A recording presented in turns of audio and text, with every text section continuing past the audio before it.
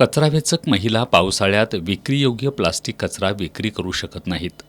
त्यामुळे या महिलांची उपासमार होते.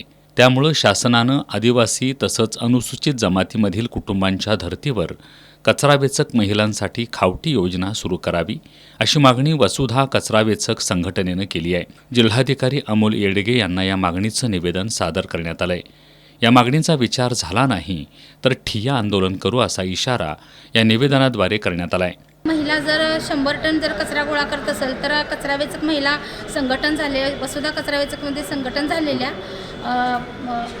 5,000 महिला आहेत. तर त्या 5,000 महिलांचा आत्ता पावसाळ्यामध्ये जे हाल होतात ते शासनाला दिसत नाही आहे आणि शासन आमच्यापर्यंत आमच्या मागण्या पूर्ण करत नाही आहे.